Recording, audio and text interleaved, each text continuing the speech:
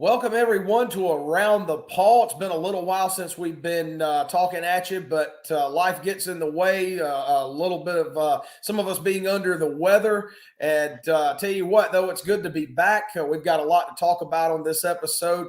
A lot of basketball to catch up on. Lots been going on with Brad Brownell and the Clemson Tiger men's basketball program. But Griffin, Clifton, we would be remiss if we didn't jump right in and talk about the elephant in the room as we kick this episode off. And that is the big news that shook the landscape of college football last week. Nick Saban calling it quits after 17 years at Alabama, the day that Clemson fans long dreaded because of the implications that it could possibly have in our own backyard, finally came to pass. Well, everybody, there's free inhalers and nebulizers for everybody because we can all breathe a sigh of relief now. I'm sure it was the news that shocked the world, right? Not only because, Saban's an incredible coach. I think that he's one of the greatest college coaches of all time. I mean, his legacy kind of refers to it, but you also lose recruits. You lose transfer players. Tons of transfer players left Alabama already to join teams. And coaches, which, came to our old guy, Dabo Swinney, who played at Alabama. He was considered often the heir to the throne. And every Clemson student, every Clemson fan, every Clemson alumni was just holding their breath, waiting for that call to happen, saying Dabo's staying or Alabama's going to grab another coach. But thank God we kind of have a little bit more peace. Kalen DeBoer from Washington is the coach now. And yeah, Clemson fans can now, like you said, Garrett, breathe a sigh of relief. Yeah, I never had a doubt. I just didn't see Dabo being the next coach because I think that he already had something here. He had already built something here. So I just didn't see it happening. But it was a nice little, 72 hours of worrying and listening to, the radio and all the TV shows talk about it. Yeah, I tell you what, it was. We were talking about this before we began the episode, and I was never. I'm kind of in the same camp that you were, Clifton. I was never really worried, except for about 1 or 2 hours on Friday morning when I woke up and saw that the betting lines at sportsbook sites had Dabo had gone from maybe the sixth best odds to the overall odds leader to get the job. And that happened in the span of about 6 to 8 hours overnight between Thursday night and Friday morning. And that was really the only thing that kind of made me pucker up a little bit because, in my mind, I'm thinking something is driving these odds that we don't know about. But luckily, it was much ado about nothing. Kalen DeBoer leads Washington to the national championship game, and less than a week later, he's the head coach at the University of Alabama. But Mama did call, and we've always heard that saying, when Mama calls, do you answer? Well, Mama called, and we did find that out. There was a phone call made to Dabo Swinney to gauge his interest. Well, Dabo answered and told Mama no. And that might be about as surprising as anything. You don't find too many people willing to tell Mama no anymore.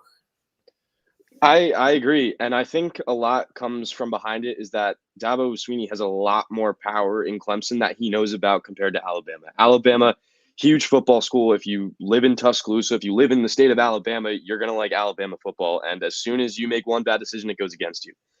So for me, I think Dabo just wanted more power and he wanted the safe choice. He knew what he was getting with Clemson, with a team like Alabama who likes to use the transfer portal a little bit. Players might leave, recruits might leave, but I mean, that's all rumors now. We know what's going to happen.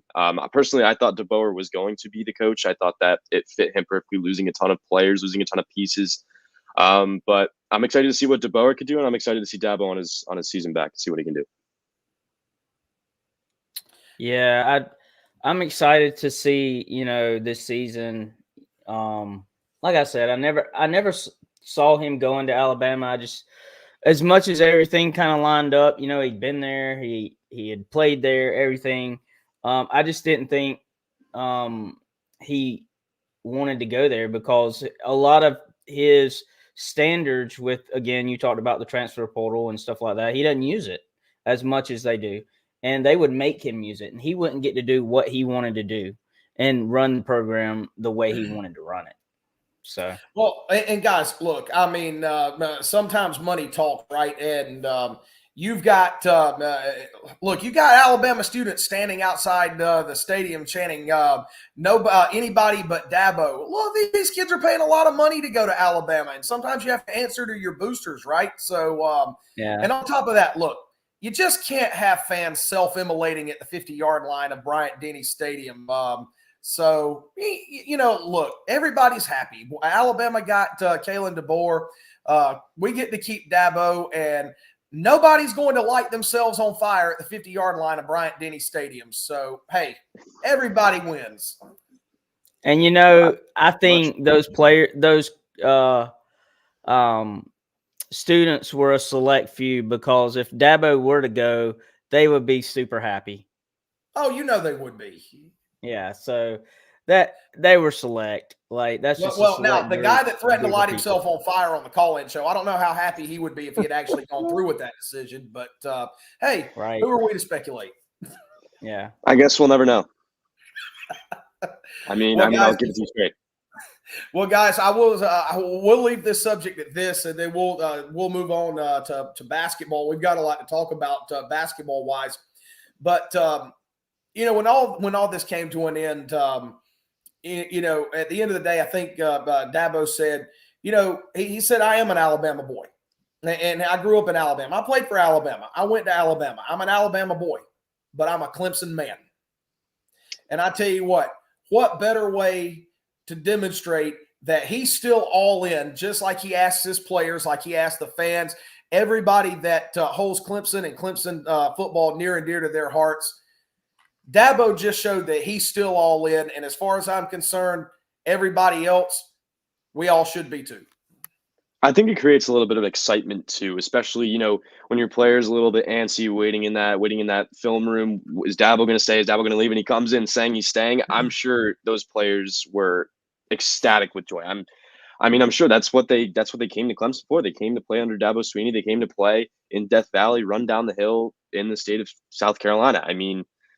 That's what they wanted to do. So, I'm happy for Dabo. I'm happy for, everybody in the whole situation. I'm happy for Saban Sue to enjoy his retirement, but I'm glad this whole situation's over. It's been a really long 3 days, but yeah, I'm excited to see how both these teams kind of advance. All right. Well, we don't want to bore anybody else with any more talk about Alabama's coaching search. So there's your free pun for the night. Enjoy that. But now we're going to talk about the men's basketball team. And guys, after we did the last show, it seemed like that the Tigers were riding high. They were on top of the ACC world, and things were just going swimmingly for the men's basketball program until they weren't. Kind of a tumultuous week and a half that we started to see the Tigers climb out of yesterday with a big victory over Boston College. But before that, 3 straight losses to Miami, to North Carolina, and to Virginia Tech. So what do we make of the state of the men's basketball program right now? I wouldn't worry. And these 3 teams, Miami, North Carolina, and Virginia Tech, they're all good teams in the ACC, and they're quad 1 wins. And I wouldn't worry. Miami, you played in Miami, and they were making some crazy shots, shooting wild from 3, especially in the second half. I don't really worry about those games. Miami gets hot. It's like lightning in a bottle. It's impossible to stop. They were a Final Four team for a reason last year. North Carolina, same thing. They're a top 5 team in the country, and they kind of played Clemson in a way that Clemson couldn't really dominate. They fed it through Baycott, and Baycott was able to foul PJ Hall out. Clemson wasn't able to shoot the 3 really well, and that's what kind of costed them the game. North Carolina kind of was just like grit and grind and grinded them away and took away an away win. Same thing goes for Virginia Tech. Virginia Tech shot over 50% from 3, and that doesn't really happen a lot. And at some points, shots fall, shots don't for the other team, and you just got to sit down and regroup. But I think it's a huge win yesterday against Boston College, especially for morale. Joe Girard and PJ Hall had big games. So I'm not really worried. I think, especially down the road, you only have 2 more ranked games down the line. So I think you're not pushing the panic button yet. This team's completely fine. Yeah, one thing that frustrated me over that 3-game stretch, and I didn't really notice it until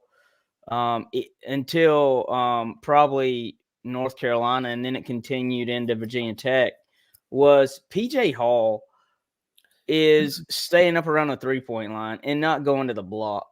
And I know he's our best player, and I know he had 24 points, or 26 points against BC, but he still is not going down to the block and there. And I mean, I know he can shoot three. I get it, right?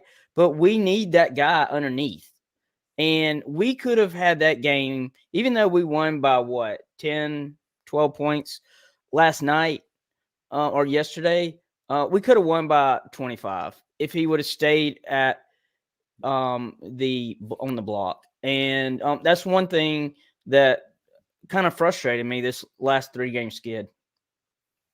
Yeah, look, this is a Clemson team that obviously everybody knows that they're very good inside.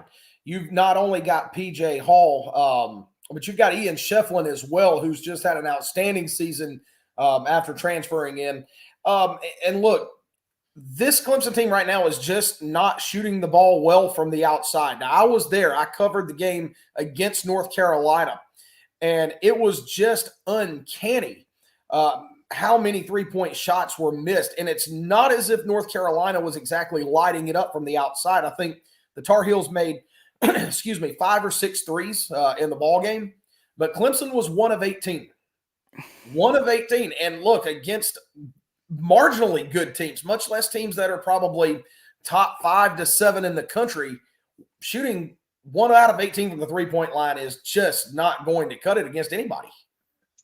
I do agree with that. I also think that, Clemson does need to stop shooting the ball more, but I think playing PJ Hall at outside the arc and playing at the 3-point line is a good thing, because what Brad Brunell said yesterday after the post-game press conference is that he takes PJ Hall out of the front court to help guys like RJ Godfrey, to help guys like Ian Shefflin, who could take guys one-on-one and be able to get to the basket. That's why RJ Godfrey had 11 points last game.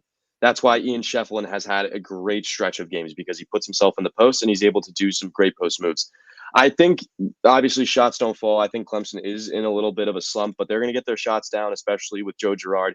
He had 5 of 6 threes yesterday. I think that he's going to get a lot better, especially, being a lot more comfortable in the position he's in. You got to remember that he is a first-year transfer. He played 4 years at Syracuse, so he does still have a little bit to understand, which is completely okay. He'll be okay by, when the games start mattering to come March and April. But I do agree with you. I sort of disagree that, PJ might have to stop taking some 3-point shots, work more in the post, but he's got that 3-point shot for a reason, and he's known by it pretty well. Yeah, and I mean, I'm not saying that he stops taking threes, but it's more of, I just want to see him, stay on that block a little bit more longer, right? And and maybe this is a whole Brunell, the way he wants to play him or whatever, but I see him set those high screens. Well, when you set those high screens, why not peel off and go down to the block? He seems to just stay up there. And so I just want to see him on the block more. That's all. Yeah, so a little pick and roll action, I think is what you're calling for. Now, I agree with Griffin in a sense too. And keep in mind, I've seen PJ Hall play for a lot longer than a lot of people have. I do a lot of radio work for Dorman High School, which is PJ Hall's alma mater. And I saw him play for 4 years as a high school player, and I watched his game develop. And, I could tell anybody how well he does shoot the three-pointer. But I think in a broader scope, one of the knocks that's always kind of been on Brad Brownell's teams is they don't shoot the ball well enough from the outside. So I can kind of get where people are falling into the trap of, oh, no, here we go again during a stretch of 3 straight losses where you couldn't throw it in the ocean from the sand from the three-point line. But to me, in terms of this Clemson team, that was more of an aberration than reality. Because this team, up until a week and a half ago, has proven over a long stretch of time they can not only shoot the three, they can shoot it very well. And they can hit threes in bunches. Perimeter shooting was not the problem with this team, and it's the way the game ebb and flows. Everybody goes through a cold spell. I think we finally started to see the Tigers break out of it against Boston College. Yeah, the beginning of the season, obviously a little bit of excitement. You bring a couple transfers in. You bring a huge bunch back. PJ Hall is back. Creates excitement, and that's why they started off so well. They had their best record in over 15 years. I mean, it comes, but it's a good thing that it's their cold streak right now, and it's not a few months down the road, come the tournament and come, the last games of the season where games matter a little bit more in terms of bracket, in terms of ACC seeding. You can fix that stuff. You can fix 3-point shooting. You could fix the post moves. You could fix a lot of different things, especially because you're playing these teams only once right now, and you get to play them again and fix that. So I think that's when we'll find a little bit more about this Clemson team, especially in these rematches. I'm looking especially at North Carolina, if they're able to kind of fix these mistakes and maybe, although shooting the ball from three is important and they didn't really do that well, maybe take some smarter shots, and when you do hit the threes, they land.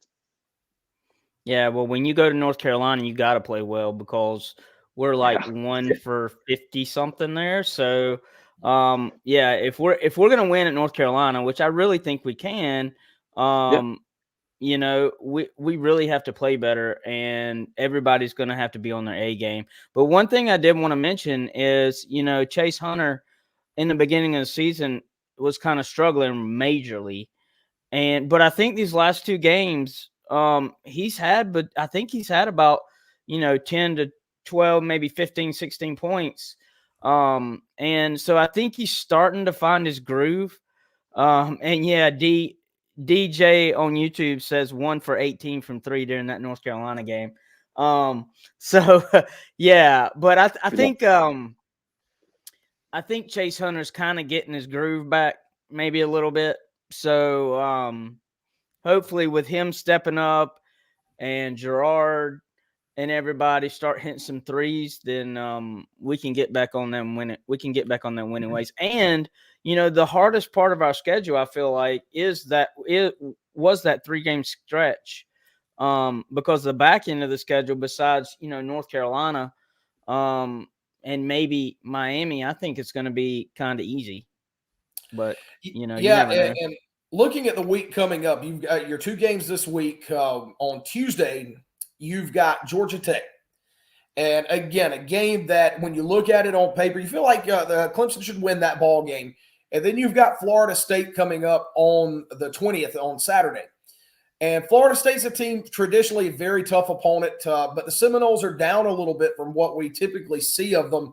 2 opponents not within the top 25, and so you feel pretty good about your opportunities to pick up 2 more wins this week and keep riding that ship in ACC play.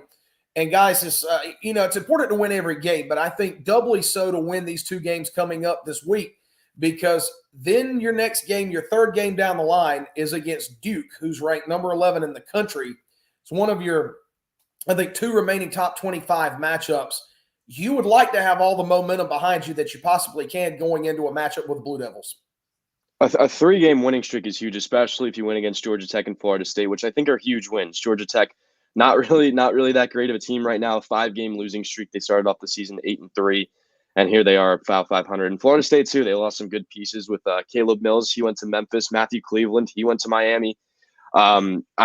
It is in Tallahassee, which is something that is interesting to monitor. Clemson has had some trouble last year in Tallahassee. It was like the Chase Hunter 2-pointer, the buzzer beater to win the game, which was huge. But I think it's huge. You got to get your stars firing.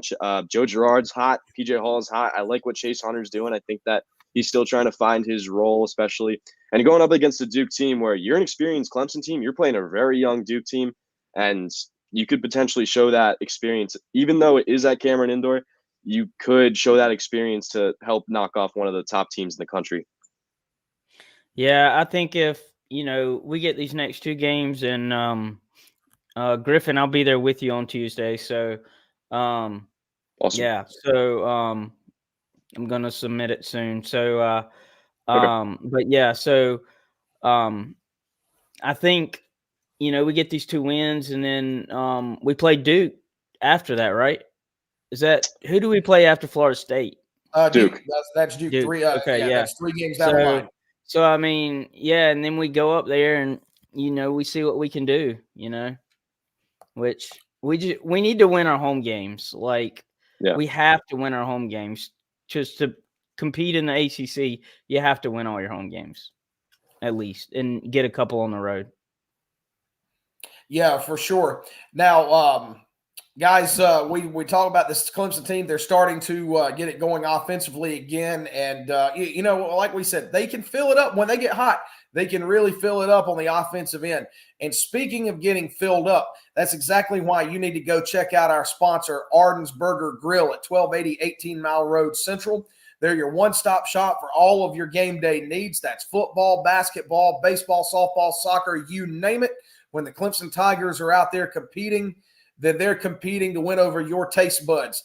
Go try one of their mouth-watering burgers, sizzling grills, or our personal favorite, the double-dipped wings. They're fantastic, and you can tell them that their friends from around the Paul sent you there. So check them out. Arden's Burger Grill at 1280 18 Mile Road, Central, South Carolina. Yeah. Now, guys, the men's basketball team, they've been really good all season long, and there's been a lot to be excited about, a lot to be proud about. The women's basketball team, they've had a little bit of a tougher go of it. They're 8-9 now on the season, and they played this afternoon, and it was an absolute barn burner against Syracuse that the Lady Tigers unfortunately fell in this one 83-82. So, guys, what do you make of the women's basketball program right now? Like I said, I think the women's basketball program is trending in a good direction. Personally, I love Amanda Butler as a coach. I think that she's a great leader. I think both of these basketball coaches are pretty good in terms of leadership and how they fit the Clemson way. But yeah, Clemson has been in these barn burners from what I've seen. They've been in these close games, and they play tough teams too. But I love Amari Robinson too as a player. I think that she is going to continue to have a huge season. She had a huge season last year. But I don't really follow women's basketball like I do men's. I'm going to start doing it, obviously, with college football and NFL coming to an end. Because women's basketball is underrated in my opinion. But I like what this Clemson team's doing. I think they got some good pieces. They got a couple recruits coming next year. They got a 5-star, I think. I forget First what. 5-star. Yeah, first 5-star in program history, which is absolutely huge. And I forget where she's ranked nationally. I think she's maybe top 10, but it's huge. And this program's trending in the right direction. And personally, I love to see when women's sports are trending in the right direction. Yeah, I'm right there with you with the Amanda Butler. I think she is a great leader, just from what I've seen. And I'm kind of with you. I don't follow the women's that much, but I did hear that they have a really deep bench. And I think a lot of their bench players could be starters somewhere else, but they chose to stay. And that shows a lot. Like, that tells you a lot about this program and the way where they're trending. I think it's going to take a little bit, but who knows? A couple years down the road, we could be talking about some type of championship in men's basketball or women's basketball. Who knows? Yeah, absolutely. And I agree with Griffin. I think it's a program that is, look, everybody knows that building a program takes time. Rome wasn't built in a day. Dabo Swinney didn't build Clemson football in a day. It took years. And sometimes you've got to get the pieces and the infrastructure in there and let that lay the foundation and solidify your footing. And then you can start building up from that. And I think that's what you're starting to see with the Lady Tigers. Now, this is a live show that we're doing right now. So if anybody out there is tuning in, drop us a comment or drop us a question. And while we've got this thing rolling right along, if anybody's got a question for us, we'll do our damnedest to answer it for you. So don't be shy. Sure. Jump in and say hello. We love people. We want to say hello and meet you and talk to you. So we're here at your pleasure right now. But guys. Well, anybody wants to drop in a question, we'll give them a minute to type that. But the bottom line is, and the point of the matter is, whether it's a kind of a new rebirth, new day dawning for football, the men's basketball program having a great season, up and coming women's program, baseball. How about gymnastics? Gymnastics? Yeah. 8,000 people showed up in Littlejohn for gymnastics. That's incredible. That was amazing. And it kind of ties in to what I was going to say. There's just so much to be excited about right now on Clemson's campus. It doesn't really matter where you turn or where you go or what you're looking for. There is so much to be excited about. And Clifton, I'm glad you said it. Look, if you've never watched gymnastics, I grew up as a kid loving gymnastics in the Olympics. I would love watching gymnastics in the Olympics. It's fun. It's exciting. And I'm glad you mentioned that because it needs to be on ours and everybody else's radar. Go check these gymnasts out, man. I mean, it gives you an appreciation for just how skilled and coordinated you have to be, and more so than the three of us would ever be to pull off some of the moves that they can. Man, it's great. Yeah. I love it.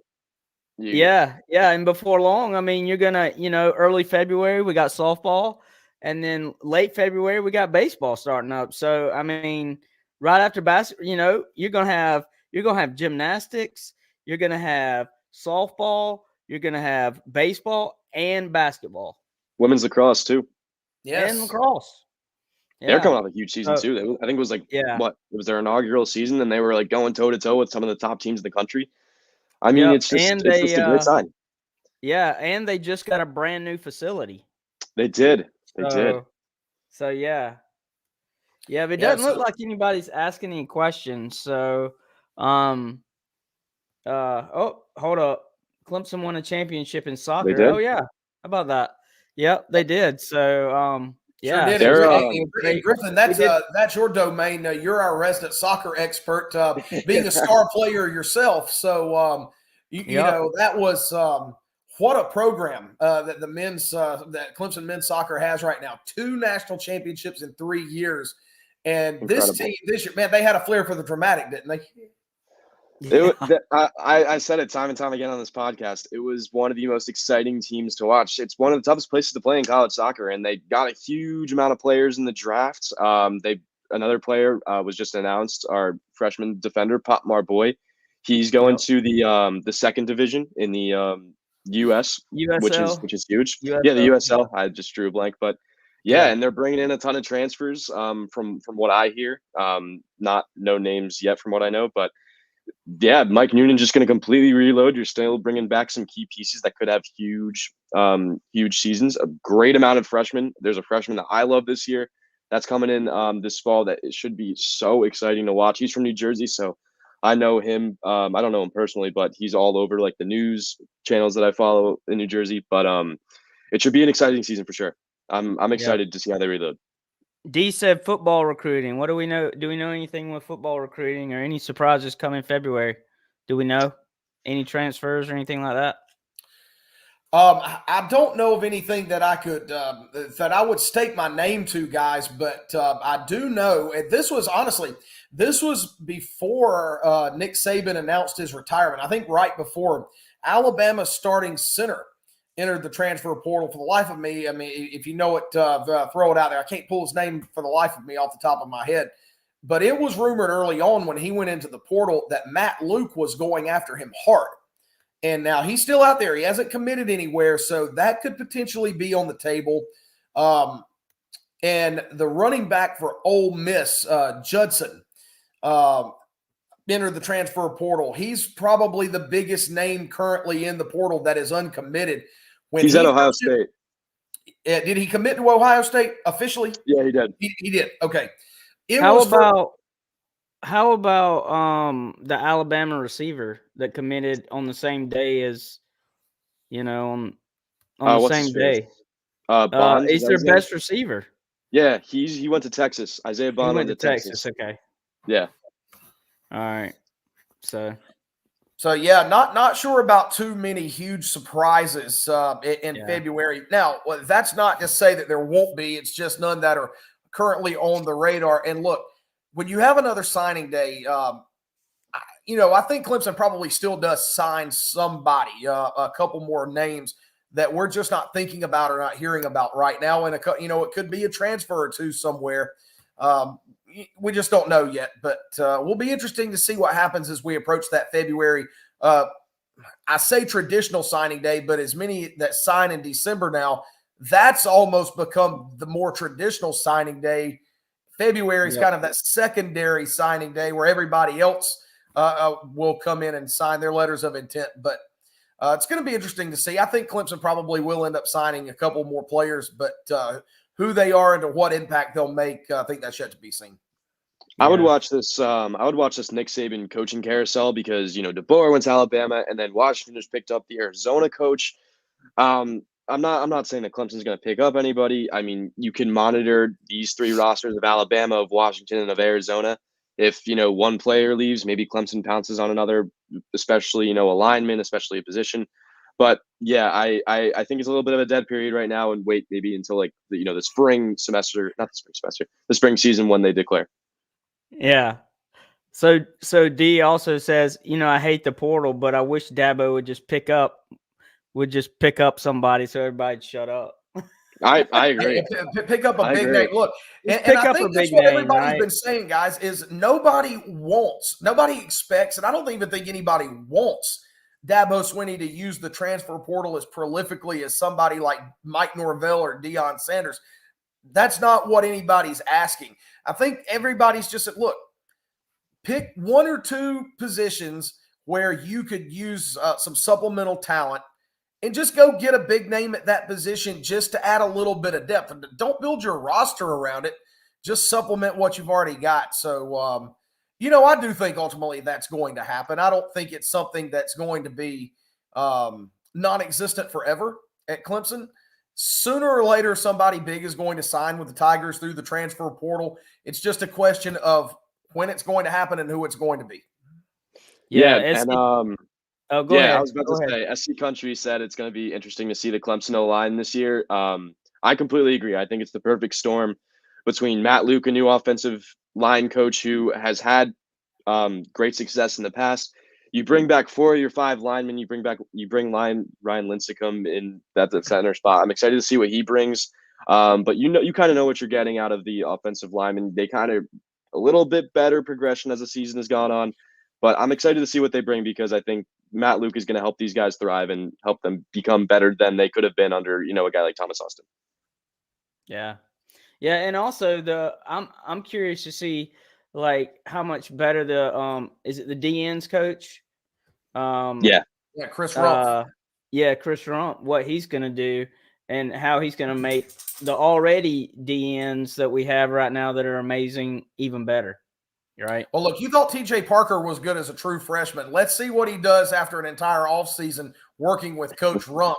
I tell you what, I don't think he's going to be making friends with very many opposing offenses come August. Nope.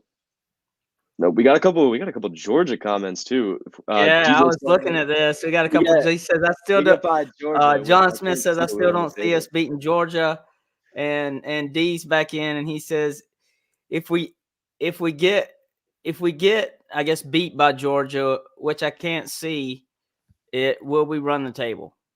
So are you saying hang on. I'm just going to say this. You could say that you don't see us beating Georgia or doing this, doing that, but that's why you play the game. So, yeah, you know what? Let's see. August 31st. It'll be here before we know it. And, maybe it's the opposite way around this time. I thought when we played Georgia in 2021 to open the season in Charlotte, I thought we were just going to walk all over them in that game. I thought we were the better team. I thought we had the better roster going into that ball game, and we scored 3 points. So, maybe it's the opposite way around this time. Even if Georgia does have a little bit more of a better roster across the board, maybe they're a little overconfident coming in that game, playing in their own backyard. And you know what? There's no way to shut a bully up better than just to go in their own backyard and kick them out of their own sandbox. Yeah. This game will be fun. I'm looking forward to this game for another 8-9 months, which sucks, but it should be a fun one. I love Kirby Smart in Georgia as a coach. I love what he's doing. But I'm excited to see how Clemson stacks up because if they were tested last season, if it was worth it or not. Here you go. You're getting fed to one of the best teams in the country, and I'm excited to see what they do. Yeah. Yeah. So what do you, I just don't see us getting another wide receiver, even if it's through the portal. I mean, what do y'all think? Well, I tell you what, I think it's probably more likely that we could wind up with the center from Alabama that's in the portal right now. That from all indications that Matt Luke has been in heavy contact with him and is really going after him and this guy is still uncommitted. So I think it's a lot more likely that we wind up with him if you're going to get that one big name or make a big splash out of the transfer portal than it is getting another wide receiver. So I agree. I don't think you're probably picking up any more wide receivers, especially with Moore and Wesco coming in. Yeah. But don't lose hope out on an offensive lineman right now. I think that's still very much on the table. This is hilarious. Hopefully they'll have some suspended players like they usually do starting the season. That's hilarious because they probably will. I mean, who knows? But yeah, I'd agree with you, Garrett. I think they're going to try to invest in guys like Wesco or more. They might not be the guys that pop out of the table fresh off the cut week one, but I think that they're going to be good down the road. And I think that, fans are going to like the fact that, Dabo Swinney and Garrett Riley were able to invest in them and help them progress throughout their freshman season. I think, especially towards the end, even if Clemson makes the postseason, maybe the 12-team playoff, I think those guys are going to shine towards the end of the season. Now, SC Country, he says if Clemson can compete with Georgia, then they should have a good season next year.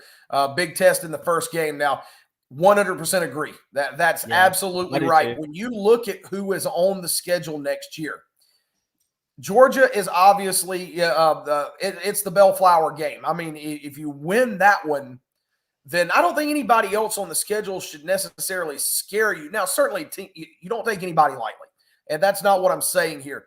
But if you do find a way to beat Georgia, and saying if you win that ball game, then you have to feel like you can beat everybody else on your schedule, including Florida State and Tallahassee. Simply put, I don't know that Florida State's going to be – you draw your own conclusions for whatever reasons you come up with. I don't think Florida State's going to be as good as they were this year.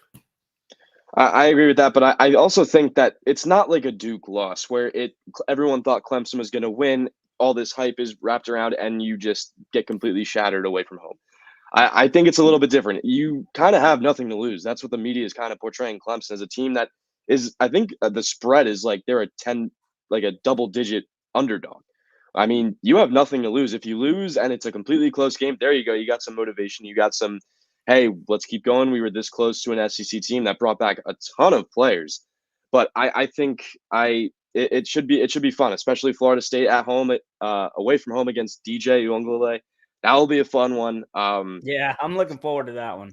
We'll be there. Hey, we'll be there in some form or fashion. So, yeah. Oh, here you go. Sure. Here you go. Right here. Florida State's playing Russian roulette with a transfer portal. Well, you know what happens when you play roulette? Eventually you're going to land on the unfortunate chamber in the revolver, right?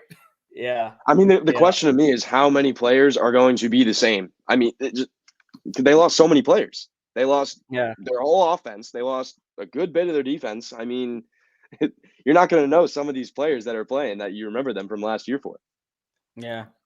Right. And the center for Alabama, Seth McLaughlin was his name. And somebody dropped in the comment that he actually has committed, and that actually slipped right past me. He is committed to Ohio State. So, yes, Seth McLaughlin is off the table. Shame, because I would have liked to have had him.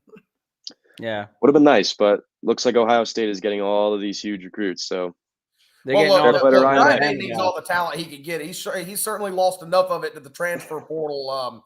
People can say everything they want about the portal, but Ohio State still lost far more to it than we have. So. Oh, yeah. Yeah, this is Ryan Day's last year if he doesn't perform. Look, if he loses to Michigan again, I doubt he makes it through the bowl game. No, I agree. I completely agree. He could be done if he loses against Michigan, he's done. That's my prediction. That too. Yeah. I mean, to me, DJ's just not fast enough, man. He's not mobile enough, I don't think. He's big. Right. And it just doesn't seem like a great fit, at least for my perception, for Florida State's offense. But hey, what do we know? We're not getting paid anywhere between $7 to $10 million a year to evaluate that. But yeah. Did y'all see that Cam Ward decided not to go pro and went to Miami? I did. Yeah. I think he's the better quarterback than DJ. Oh, yeah, me too. I think he fits Norvell's offense better because he's quicker and he knows how to throw on the run. Yep. DJ worked in Oregon State because they're a very run-heavy, pass last and DJ could stay in the pocket. I don't know how DJ is gonna perform against a Norvell offense that likes to run play action, that likes to run jet sweeps, runs, a lot of stuff in the backfield and a lot of moving things, especially a quick offense too. I'm honestly interested to see what happens with that. So yeah, sadly we got to wait 9 months. Yeah, I know, Too long, right? far too long. Yeah, far exactly. too long. Well, Hey, guys, has anybody else got anything else? Because it looks like nobody else is coming. We got 14 viewers though, so yeah, people are hey, watching. we appreciate you guys out there watching Yeah. us. Absolutely, you keep tuning in. We'll keep doing more of these live shows. So we like to do that every now and then. Oh, but, here we go. Here we go. We don't play Miami. we got time. This year. We'll get one more Here we go. question in. We got time for one more. Yeah, one more. It's just really a comment, but it says we don't play Miami this year unless it's in the ACCG. Yep. Whatever that is. That is correct. We would not see Miami unless it's in the ACC championship game. Yeah. Now, ACC championship game. Yeah, that's true. I will throw this in there. I'm going to throw this in there. One game that's coming up this coming season that I'm really, really excited for, and I'll just go ahead and call dibs on it. If it's at Clemson, and I think it probably will be, we play Stanford. I'm going to that game. Stanford joining I'll the definitely ACC. be at that game. So that's I mean, look, just for the simple novelty of it, that's I saw that, I'm like, okay, great. I got to do the Stanford game. Yeah. if this was like 10 years ago, I'd be a little bit more interested to see watch guys like McCaffrey play. But it'll be a cool business trip, especially if we're away and we're playing at Stanford. Same thing with like Cal and SMU. I think it'd be cool to play see a game in Texas. Yeah. Hey, and guys, think about this. Look, obviously the ultimate goal is to play for the national championship. We may get to the national championship game this coming season. It's in Atlanta. We don't have to go very far. So, just think about that. Just get to the Natty, and we can all pile into somebody's car and watch Clemson win the Natty. Yep. I'd be there if the baseball team or if the baseball team or the softball team goes to the national championship, to the World Series. I would love to go to Nebraska. Right? That would be fun. Omaha. Yep. Omaha would be fun. Now, I'll leave you this. This is how devious I could get when my wheels start turning over sports. We're gonna have to see, Clifton. We're gonna have to see if the Atlanta Braves are home the same weekend that we play Georgia in Atlanta. Because if they are, we might just have to kidnap Griffin and haul him into Truist Park, and maybe he'll be a Braves fan by the time the night's over. Yeah. If it's against the Phillies, I will be a Braves fan. But anything else, I am. I might say no to put on an Acuna jersey. Yeah. Well, so here's the question. Here's a question. Do y'all think DJ will have better receivers this year at FSU than he had at Clemson? I'm not ready to say that because I think Clemson does return a lot of very talented guys. Look, if Antonio Williams is healthy, I'll put him up against anybody. If Tyler Brown should take the next step, I've seen some people saying hopefully Adam Randall takes the next step in his career. And then you've got Cole Turner. I like Cole Turner if he's healthy. Then you've got the two big names, Wesco and Moore. Look, I'm not sorry to anybody that thinks differently. I'm really high on these two guys. So, yeah, especially will Florida State have better receivers than Clemson? Maybe. We don't know. We won't know until we see how the season starts. But I'm not going to sit here and say unequivocally that they will. When at least until after the spring and we see what these guys can do. Yeah, I agree. You're losing Florida State's losing Keon Coleman and Johnny Wilson. You know what you're getting out of them. They're absolute dogs, and they're going to the draft. And I don't know if the question is like a little bit too early to answer that because Florida State loves to use the transfer portal, and they might not be done yet. So they'll probably get a mid-major guy. They could get a transfer guy who could be pretty good, but I think the quantity is better than the quality. So I think I'd take Clemson in that because there's way too many moving pieces on the field that could have a lot better of a job than, maybe one or two singular Florida State receivers because that's how Jordan Travis ran his offense through Coleman and for Wilson. Yeah. So here's D said this, and I don't totally agree with it. But I mean, I agree with the first part, but I don't agree with the second part. We're loaded at wide receiver if our QB gets his head out of his butt. Yeah. See, I don't know, man. I just think DJ. I mean, I think that K did have some, did have some trouble this year, but But I but think look, he's look, going to get look, better. I'm going to say this: the last we saw of Cade Klubnik this past season, he was completing 8 passes and 8 attempts to march the length of the field and beat Kentucky in bowl games. So, Yeah. look, I mean that's the last view of Cade Klubnik we had this year. Did he have some struggles? Sure, he did. But he, to me, he's taking a step in the right direction. That's my opinion, and not everybody's going to share it, but it is what it is. Yeah, I agree with that. I think you also have to remember that Cade Klubnik was a sophomore this year. I'm his age, so you're putting your whole university's program in a kid with the age like me. But you also got to remember that the ACC quarterbacks were all graduate players, 5th, 6th years. I mean, look at guys like Jordan Travis, Louisville with Jack Plummer. They were all like 23, 24 years old. Cade was one of the youngest quarterbacks in the ACC. So yeah, there is going to be growing pains. I think maybe they're a little bit too much than we expected as, Clemson fans and what we believe in best is the standard. But I think it's a huge, huge season for Cade, a huge off season for him. I think he's going to grow a lot, and I think that he's going to be able to perform as one of the best quarterbacks in the ACC, especially with the whole off season with a complete schedule under his belt. Yeah, so with Cade, I'm not going to judge him. Okay.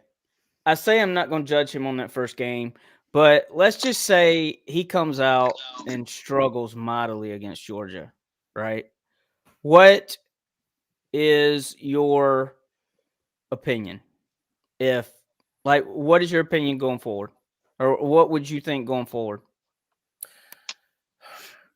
I think the leash becomes a little bit shorter, but I'm going to have to see. But I'm going to have to. I would have to see him continue to struggle mightily against teams not as good as Georgia. I'd need to see it through the first 2 or 3 games, but past that, then I think hypothetically in that situation, then you start maybe to look at other options. But honestly, I don't think it gets to that point, and I may be in the minority on this, but I'm excited to play Georgia to start the year, August 31st. I think it's going to be a great game, and I think that this Clemson team, the Clemson team that's coming back, has enough of a chip on their shoulder that they're right to shock the college football world. I think they've heard for 3 years about how they're falling off the mountain and falling off the cliff, never to be seen again. I think, quite frankly, they're tired of it. And look, chip on shoulder Dabo is a dangerous Dabo. Do not underestimate chip on shoulder Dabo. And right now, Dabo's got a big ass chip on his shoulder.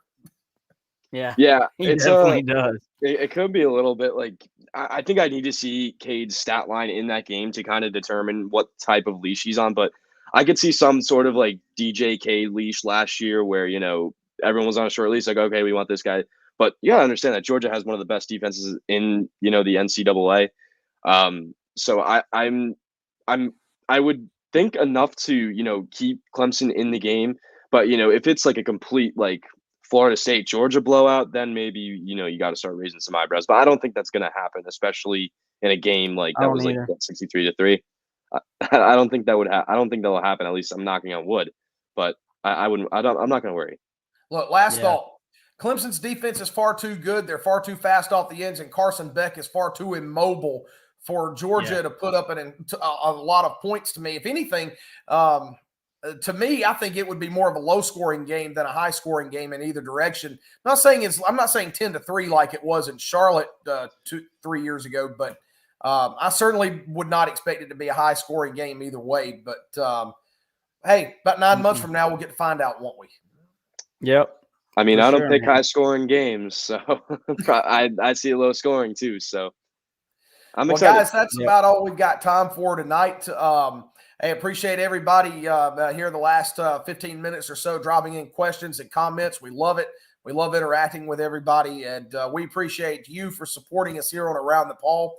Don't forget to tackle that like and subscribe button on YouTube. Helps us and helps us bring you more of what you like to hear, and we'll do some more of these live shows where you can interact with us and ask us questions as well. Always happy to hear from everybody watching out there on Facebook Live and YouTube, and we appreciate you so much. So that's going to do it for us on this episode of Around the Paul. We again thank everybody. I'm Garrett Mitchell, Griffin Barfield, and Clifton Kennedy. As always, we sign off by saying, "Go Tigers!" It's always a great day to be a Clemson Tiger. Go Tigers.